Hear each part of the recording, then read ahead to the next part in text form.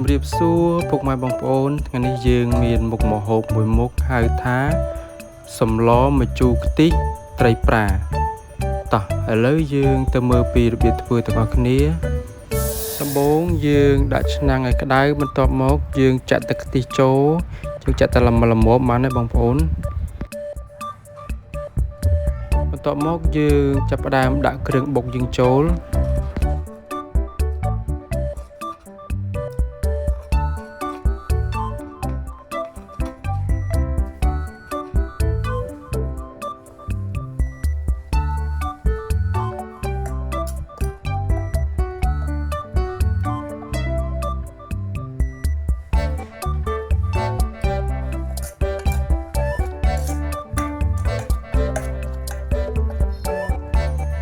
បន្ទាប់មកទៀតយើងចាប់ផ្ដើមដាក់ប្រហុក1ស្លាបព្រាចូល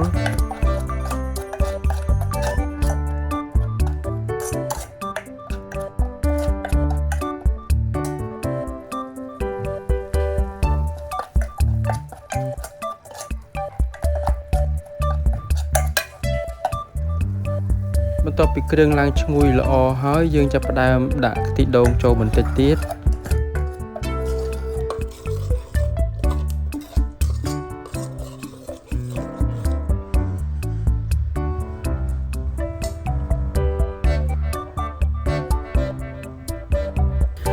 បន្ទាប់មកយើងចាប់ផ្ដើមដាក់ត្រីប្រាយើងចូល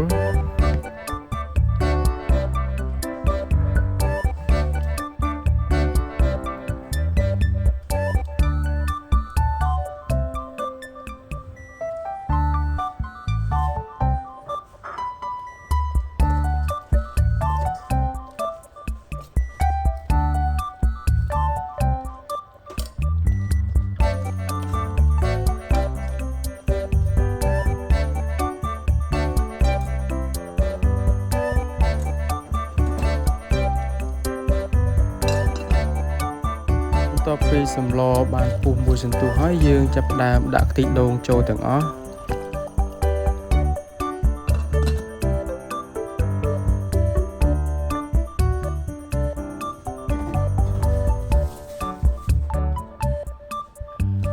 តើឥឡូវសម្លយើងបានពុះហើយយើងចាប់ផ្ដើមថែមគ្រឿងបន្តទៀតដំបូងគឺយើងដាក់ប៊ីចេង1ចុងស្លាបព្រា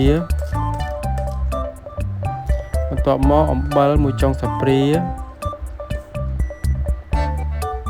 ស្ករស1ចុងស្លាបព្រាហើយនិងទឹកត្រី1ស្លាបព្រាសម្រាប់ទឹកត្រីខ្ញុំប្រើទឹកត្រីកំភ្លាញបងប្អូន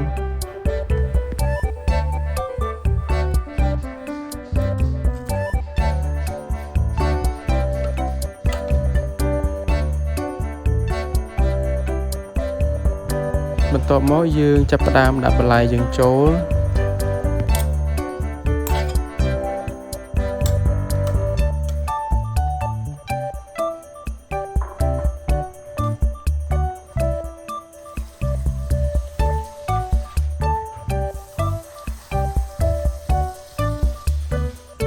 បន្ទាប់មកទៀតយើងចាប់ផ្ដើមថែមទឹកចូលបន្តិចបងប្អូន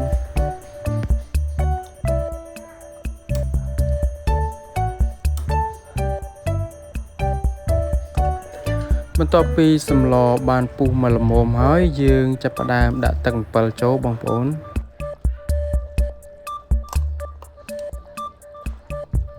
សម្រាប់សម្លម្ជូរខ្ទិះត្រីប្រារបស់យើងគឺបានរួចរាល់ហើយបងប្អូន